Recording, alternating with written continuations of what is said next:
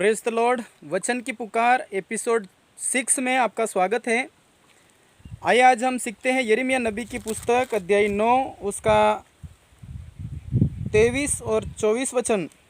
यहाँ पर परमेश्वर यूँ कहता है, यहोवा यूँ कहता है, बुद्धिमान अपनी बुद्धि पर घमंड न करे, न वीर अपनी वीरता पर, न धनी अपने धन पर, परंतु जो घमंड करे वह इस बात पर घमंड करे कि वह मुझे जानता समझता है कि मैं ही वह यहोवा हूँ जो पृथ्वी पर करुणा, न्याय और धर्म के काम करता है, क्योंकि मैं इन्हीं बातों से प्रसन्न रहता हूँ। यहाँ पर परमेश्वर अपने वचन मनुष्य के ऊपर प्रकट करता है। वो कहते हैं, अगर मनुष्य जीवन में आकर के आप बुद्धिमान हो गए, उस बात के ऊपर घमंड नहीं करना है। अगर आप वीर हो गए, ताकतवर हो गए, इस बात के ऊपर घमंड नहीं करना है। अगर आप धनी हो गए, इस बात के ऊपर घमंड नहीं करना है। अगर मनुष्य जीवन में आ करके अगर हम इन तीन व्यक्तित्वों में से किसी भी व्यक्तित्व हैं तो हमें घमंड करने के लिए परमेश्वर का वचन ना कहता है।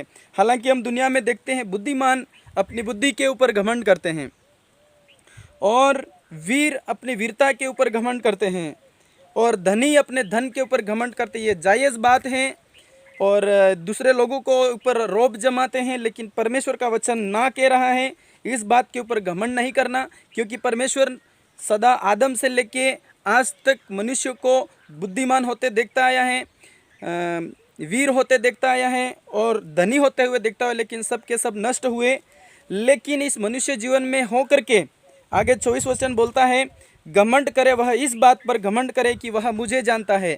परमेश्वर कहता है, अगर आपको घमंड करना है तो मनुष्य जीवन में आकर के आप वीर हुए, धनी हुए या बुद्धिमान हुए, इन तीन व्यक्तित्व हो गए, उसमें घमंड नहीं करना। अगर ये इनके साथ में अगर आपने परमेश्वर को जान लिया, परमेश्वर बोलते हैं आपने मुझे जानते हो और मुझे समझते हो, वहाँ घमंड करना है। हालेलुया। परमेश्वर का वचन इस तरह से बात करता है, घमंड करने के लिए बोलता है, लेकिन जो परमेश्वर हमें रचता है, जो परमेश्वर हमें धनी बनाता है, वीर बनाता है, बुद्धिमान बनाता है, उसके साथ हमारी जान पहचान है। और विशेष करके जान पहचान अलग बात है, समझते हैं, हम परमेश्वर को समझते हैं और परमेश्वर हमें समझते हैं। इस बात का कम्युनिकेशन हुआ है तो हमें घमंडी होना है, कि हमें गर्व होना है कि हम परमेश्वर को जानते हैं। और परमेश्वर क्या करता है पृथ्वी के ऊपर, जो हम जानते हैं वो वहाँ यहाँ वचन बताता है, मैं ही वह यहोवा हूँ जो पृथ्वी पर करुणा, न्याय और धर्म के काम करता है, क्योंकि मैं इन्हीं बातों से प्रसन्न रहता हूँ। परमेश्वर बोलते हैं, मैं पृथ्वी के ऊपर 3 बातें कर रहा हूँ। वो पहली बात है करुणा। करुणा का मतलब होता है इंसान के प्रति या दुनिया के प्रति परमेश्वर के अंदर एक दया पैदा हुई, एक प्यार पैदा हुआ, एक मोहब्बत पैदा हुई और उसने मनुष्य के ऊपर ये प्रकट कर दिया। ये हुई करुणा। ये पृथ्वी के ऊपर करुणा करने वाला सिर्फ यहोवा परमेश्वर है। और दूसरी बात है न्याय। पृथ्वी के ऊपर न्याय परमेश्वर करता आया है हमेशा। न्याय का मतलब होता है सही का सही, गलत का गलत, और परमेश्वर ही वह ऐसा जजमेंट देते हैं और सही न्याय पृथ्वी के ऊपर सिर्फ परमेश्वर करते हैं। और तीसरी बात है धर्म के काम करता है। परमेश्वर पृथ्वी के ऊपर तीसरा जो काम करता है वो धर्म के काम है। धर्म के काम का मतलब होता है परमेश्वर मनुष्य को बचाने के लिए बार बार चंगाई, छुटकारा, रास्ता और दया और भलाई, ये परमेश्वर का मनुष्य के प्रति हमेशा होता आया है। और यहाँ पर परमेश्वर धर्मी हुआ है, धर्म स्थापित किया है और मनुष्य के लिए उन्होंने कई प्रकार के धर्म के कार्य परमेश्वर ने किए हैं। हम दुनिया में जानते हैं कि धार्मिकताएं क्या है, लेकिन यहाँ पर परमेश्वर बोलता है पृथ्वी के ऊपर सिर्फ धर्म के काम करने वाला यहोवा परमेश्वर है। अगर किसी मनुष्य ने पृथ्वी के ऊपर आकर के धनी हो गए, घमंड नहीं करना, वीर हो गए, घमंड नहीं करना, बुद्धिमान हो गए, घमंड नहीं करना, लेकिन परमेश्वर को जान गए, पहचान गए और साथ में परमेश्वर धर्म के काम करता है, परमेश्वर करुणा करता है, न्याय करता है, ये 3 बातें आप समझ गए तो परमेश्वर इससे प्रसन्न हो जाएगा।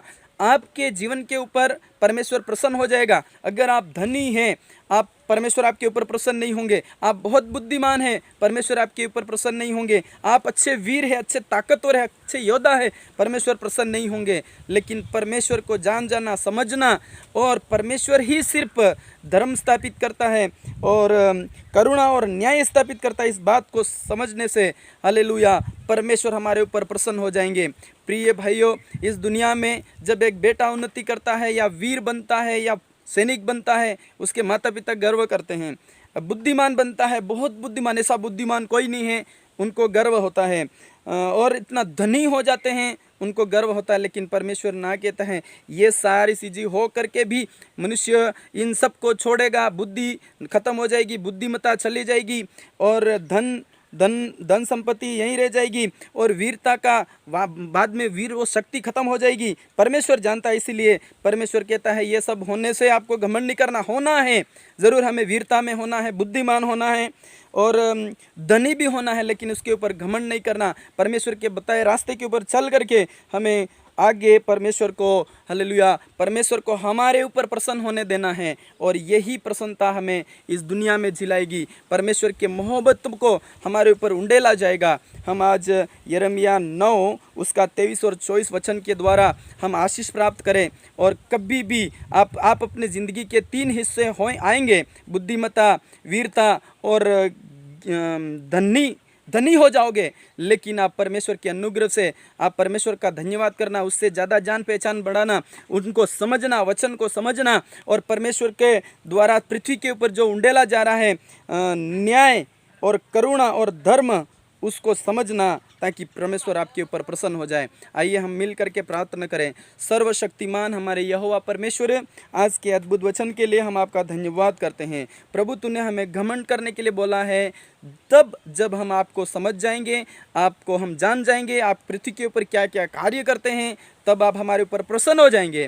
हालेलुया। हम प्रार्थना करते परमेश्वर, प्रभु यीशु आज का दिन हमारे लिए आशीष का कारण बन जाए। ये वचन जो तूने बाइबल में हमारे लिए रखे हैं, इसके द्वारा प्रभु हम आपके ऊपर घमंड करें। यीशु, हम आपके ऊपर यहोवा परमेश्वर और वचन और प्रभु तेरे कार्य के ऊपर हम घमंड करना चाहते हैं। प्रभु यीशु मसीह, आज के वचन सुनने वालों को आप आशीष करना, फलवंत करना और इनको अनुग्रह के ऊपर अनुग्रह उंडलना। विशेष करके आज तू पृथ्वी के ऊपर आज के वचन 9 उसका 24 करुणा, न्याय और धर्म जो आज वचन सुनते हैं उनके ऊपर आप उंडेल देना प्रभु, ताकि आपके प्यार को, आपके मोहब्बत को हम समझते हुए आगे बढ़ने पाए। परमेश्वर पिता, पुत्र और पवित्र आत्मा त्रिएक सामर्थ्य यीशु के नाम से मांगते हैं, आमीन।